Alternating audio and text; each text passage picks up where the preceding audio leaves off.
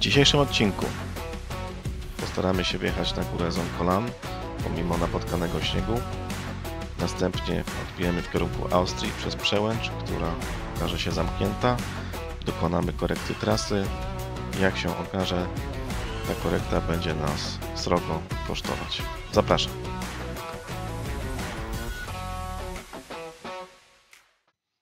W dniu dzisiejszym mieliśmy w planie odwiedzić włoską i austriacką ziemię. Jednym z głównych punktów we Włoszech to mieliśmy wjechać na górę Zoncolan. Z Zoncolan mieliśmy sobie zrobić taką pętlę dookoła i następnie ruszyć do Austrii na Grossglockner, gdzie wjechać w jedną i w drugą stronę, a następnie wrócić sobie już do naszego miejsca noclegowego. Co się ostatecznie wydarzyło, co się udało odwiedzić, zobaczycie już za chwilę.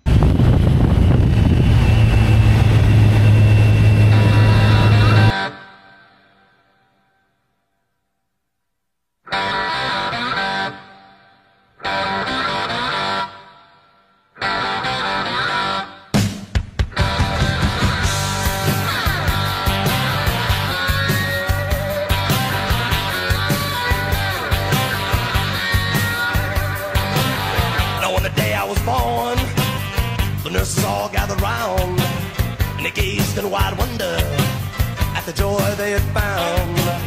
The head nurse spoke up, said, "Leave this one alone."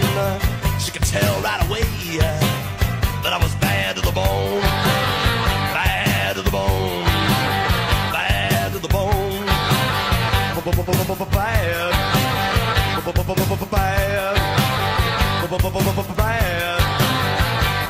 To the bone.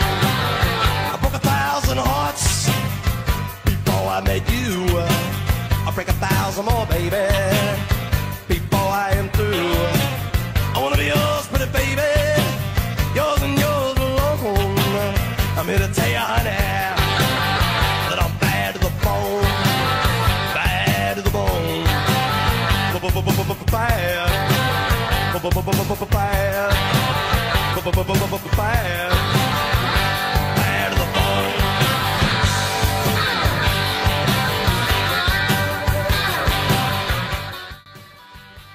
Wjazd na Monte Zoncolan, znany również jako Kaiser, ze względu na swoje strome podjazdy, to jedno z najbardziej wymagających wyzwań dla motocyklistów w Alpach Karnickich we Włoszech. No, droga na szczyt jest przepiękna, spektakularne widoki, ale wymaga od kierowców dużych umiejętności, ostrożności.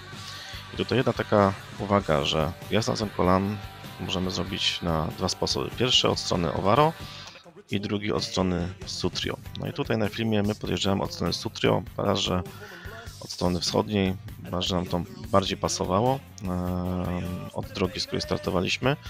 Jest to mniej stroma, nieco dłuższa trasa, z bardziej łagodnymi zakrętami, jak widzicie, co może też być odpowiednie dla niedoświadczonych motocyklistów. I później zjazd w stronę Ovaro już jest łatwiejszy, gdyż podjazd, to tam są przewyższenia, a na huleniu sięgające nawet 22%, droga bardzo wąska, z licznymi ostrymi zakrymi serpentynami. No i tutaj rzeczywiście już troszeczkę trzeba umieć jeździć, żeby po prostu się najzwyczajniej w świecie nie wywrócić. Kiedy najlepiej wjeżdżać? My tutaj jak jedziemy, to mamy weekend majowy. Daje się podjechać z tej strony Sutrio. Natomiast takim najlepszym terminem to jest właśnie tak czerwiec albo wrzesień, gdyż omija się raczej sezon lipiec, sierpień, ponieważ jest dużo turystów, od motocykli zaczynając, przez samochody, przez pieszych, przez dużo rowerzystów. No i to już to nie jest taka fajna jazda, jak teraz widzicie, że jest praktycznie pusto, sami jesteśmy na drodze i można sobie nawet trochę, że powiem, pozwolić więcej, bo te zakręty tutaj są dosyć szerokie, fajne łuki, można sobie to się troszeczkę powyżywać, że tak powiem. Tutaj jedna uwaga jeszcze przy Zoncolanie a propos motocykla, że naprawdę musicie mieć dobre hamulce, bo się bardzo szybko zużywają, jak hamujecie. No i też dobre opony w dobrym stanie, bo ta góra rzeczywiście jest bardzo wymagająca. No i pogoda, jakbyście wjeżdżali, to jak jest deszcz, to w ogóle odpuszczajcie temat. Jak pada śnieg, to już nie ma tematu. Po prostu musi być dobra pogoda, jak wiedziecie wyżej, to będzie sama mgła, więc naprawdę upewnijcie się, że będzie słońce albo takie półsłońce, byleby właśnie nie padało. Więc jak będziecie w tej okolicy, no to naprawdę polecam. Widoki przepiękne, za chwilę zobaczycie, jak wyżej wjedziemy i co się wydarzy.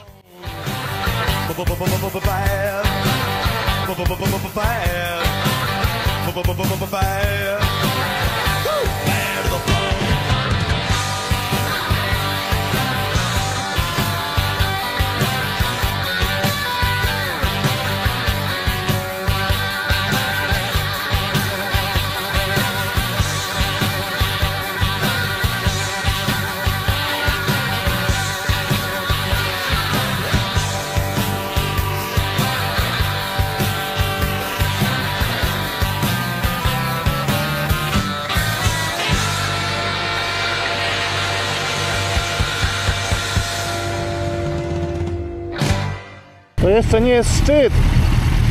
Tam wyżej trzeba wjechać. Tylko jest zakaz wjazdu, więc nie wiem, czy nie będzie zamknięte, nie? Ale tamten gość pojechał, więc nie wiem. No zobaczymy, najwyżej się cofniemy.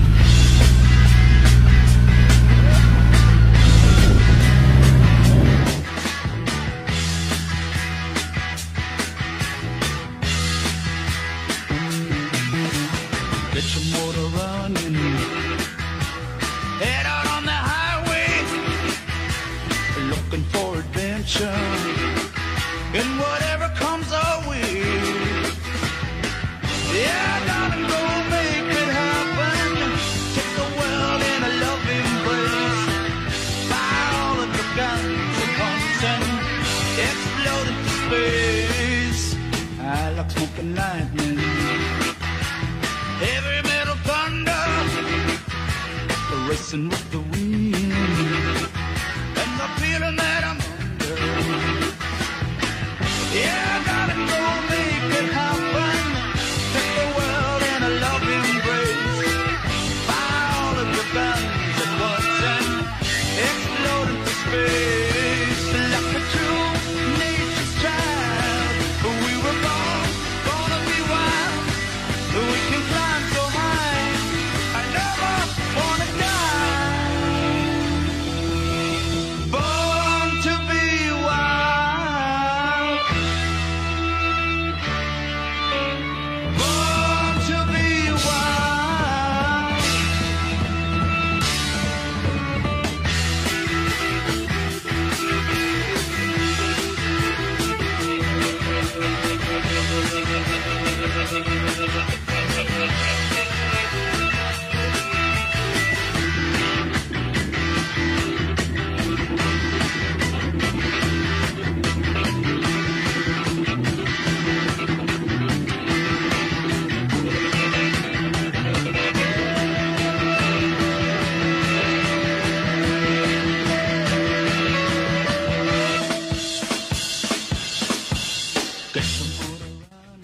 Jak już widzicie, droga się zwęża, już nie jest taka szeroka jak na dole, na podjeździe Zoncolan. Tu też mamy taką wąską drogę, szerokość jednego samochodu i powiedzmy motocykla. Jak jadą dwa auta, to można powiedzieć, jak na lusterka jadą. No i tutaj, jak widzicie, jadę do przodu, gdzie mam wrażenie, że droga jest zasypana śniegiem. Się okazuje, że na samym końcu jest zakręt w lewo. I to takie tam 110 stopni mniej więcej wychodzi. I za chwilę ciasny w prawo, kolejne tam 90 stopni i znowu 110 stopni. Także tutaj zaczyna się zabawa z zakrętami. Także tutaj ostrożnie. No i jedna uwaga. Uważajcie na podnóżki, bo można zahaczyć przy tych przewyższeniach, bo naprawdę są dosyć konkretne.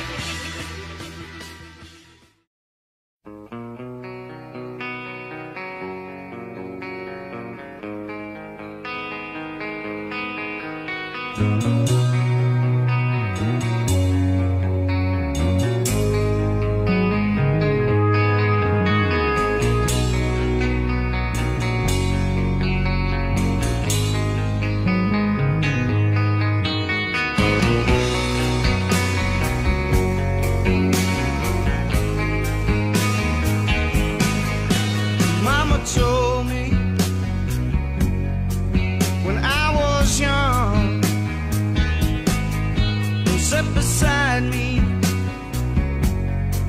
my only son. Listen closely to what I say. And if you do this, it'll help you some sunny day.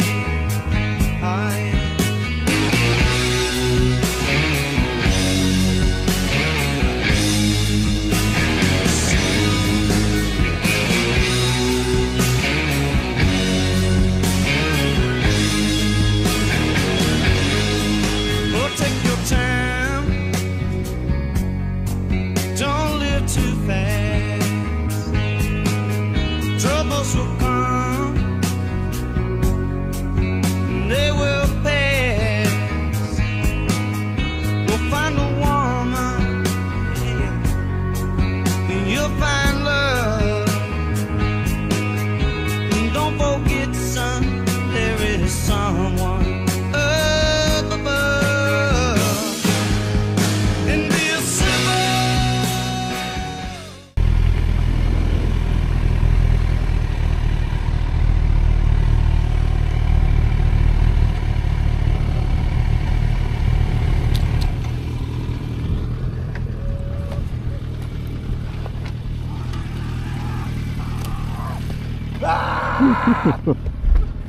Na sam szczyt. Wyżej się nie da.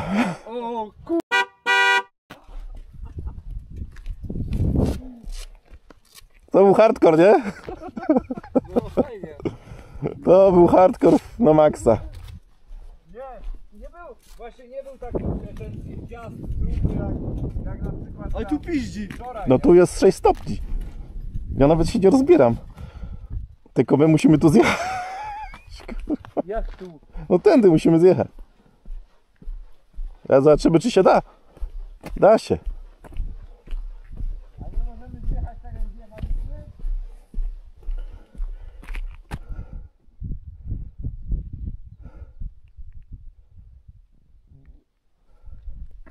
Nie da się, zasypane śniegiem.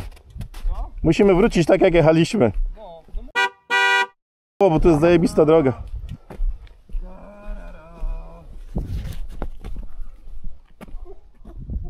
Tak to wygląda. Zonkolan, można powiedzieć, w maju.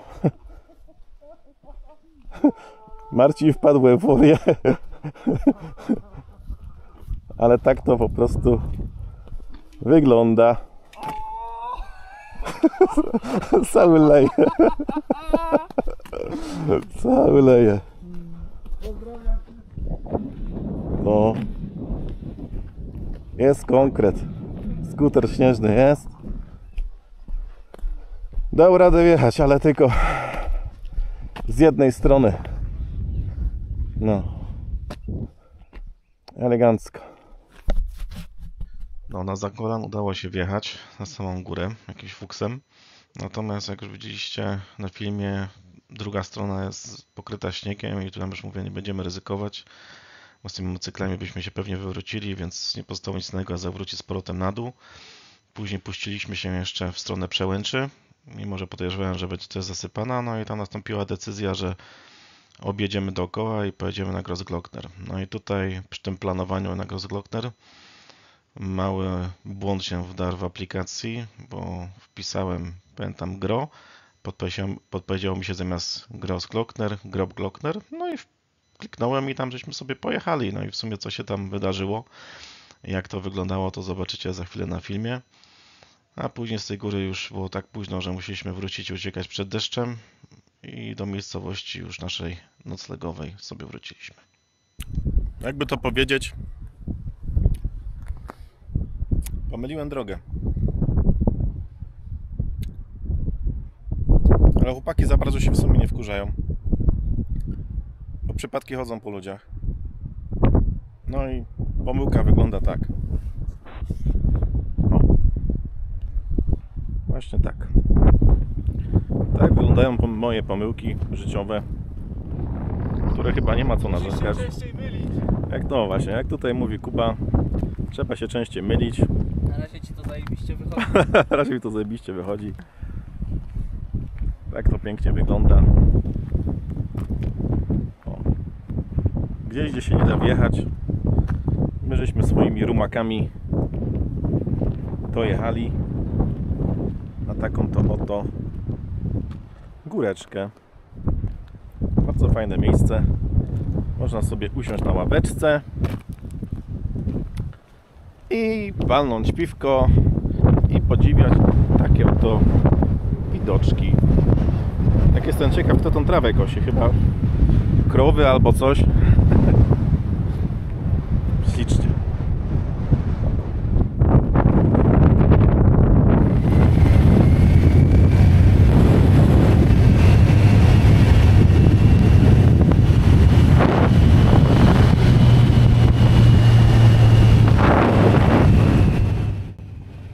Plan był niby prosty. Wjechać motocyklem na słynną trasę Grossglockner-Hochel-Bahnstraße. Jednak drobna pomyłka w nawigacji sprawiła, że zamiast Grossglockner trafiliśmy na Grobglockner. Czy było warto? No, myślę, że tak. Austriackie krewezy zapierały dech w piersiach, jak widać, a po drodze czekał na nas spektakularny wodospad, który za chwilę też zobaczycie na filmie. No i można powiedzieć, no, czasem najlepsze przygody zaczynają się od błędów. Więc teoretycznie tego dnia mogliśmy jeszcze pojechać ten Grossglockner, ale gdy zobaczyliśmy, że nad Włochami formuje się potężna chmura burzowa, no, która kierowała się w stronę Austrii i po części Słowenii, no to stwierdziliśmy, że nie ma co ryzykować i jeździć takiej burzy i deszczu po górach, no bo to jest po prostu na zwyczajnym świecie niebezpieczne, że odłożyć to na inny czas. No i pomimo skrócenia tej trasy i tak dopadł nas deszcz po drodze w Austrii, gdzie ponad godzinę w deszczu żeśmy jechali. No ale przed Słowenią znowu wyszło słońce i można powiedzieć, że całkowicie wyschaliśmy do momentu, jak dojechaliśmy do noclegowni. No poza motocyklami, które wyglądały jakby były po kąpieli w soli z deszczem, bo cała sól wyszła z asfaltu i no, to wyglądało jak to wyglądało, także tak żeśmy zakończyli podróż tego dnia.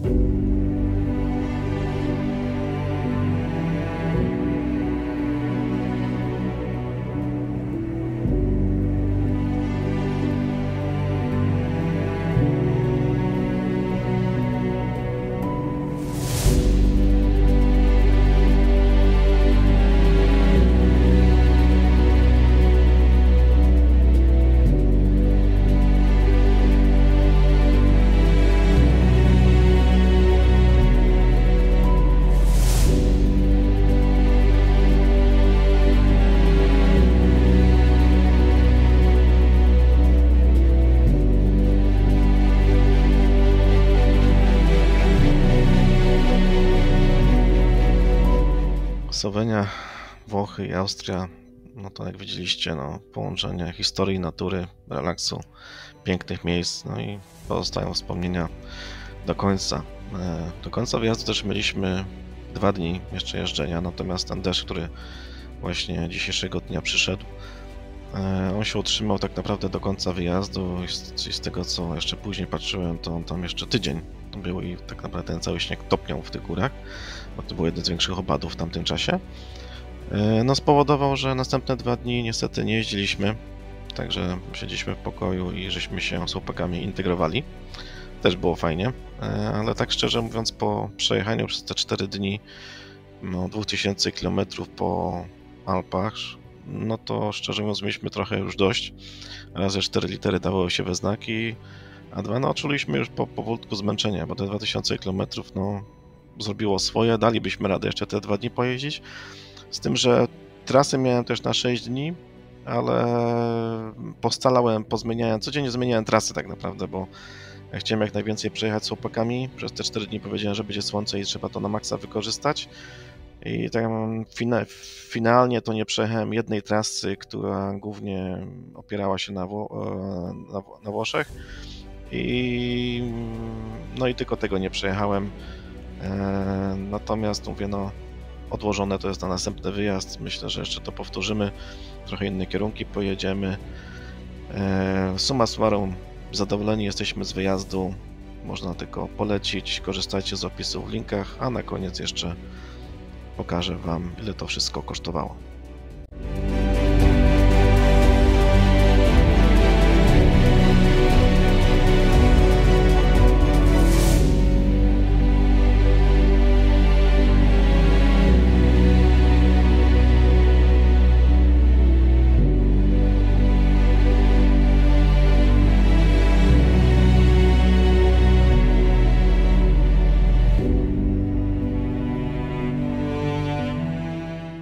Przyszła pora na podsumowanie niniejszego wyjazdu, to jest co zawsze wszystkich najbardziej interesuje, więc zaczniemy od najdroższego kosztu, czyli nocleg. I to są koszty na osobę, czyli to, ile mnie to ostatecznie kosztowało i każdego z chłopaków, bo mniej więcej te koszty się zeszły na końcu.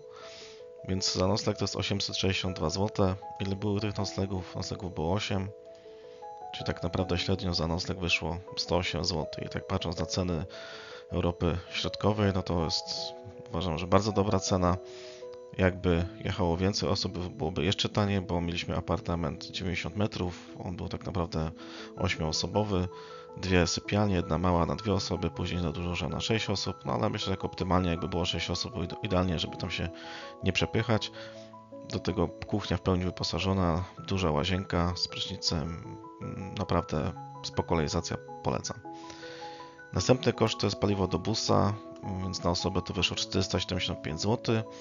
I tutaj pokusiłem się o estymację, ile bym wydał, jakbym jechał motocyklem, przyjmując tam powiedzmy 6 litrów na 100 km i średnią cenę paliwa w Europie, no to na tamten czas to było 7 zł. No i to mniej więcej 500 zł do przodu na osobę, nie? Czyli z 3 osób, no to mamy 1500 zł do przodu w grupie. Także całkiem spora oszczędność, także widać, że już tutaj się opłacało tym busem jechać. Dalej, paliwo do motocykla, no to 552 zł. Następnie obiady i zakupy spożywcze, które tam też na miejscu robiliśmy, no to wyszło mniej więcej 610 zł. Przy czym tutaj powiem, że śniadania i kolacje robiliśmy sobie sami, a obiady po prostu na trasie, tak jak pasowało. Jeśli chodzi o taki koszt przygotowanie busa i winiety, no to my tutaj musieliśmy sobie doliczyć tam kupno płyty USB, pasy, łańcuchy do zaczepienia, stojaki i to był w sumie największy koszt. I jak to odejmiemy następnym razem, jakbyśmy jechali, no to tak naprawdę ten koszt winiet, jakiegoś tam ubezpieczenia, no to będzie tam powiedzmy 180, może tam 160 zł wyjdzie za to wszystko, więc z 2-3 do przodu. I na końcu wydałem gotówki w euro już po przeliczeniu na Polskę, jakieś tam 240 zł, bo wypłaciliśmy tam trochę więcej, ale reszta wróciła do Polski.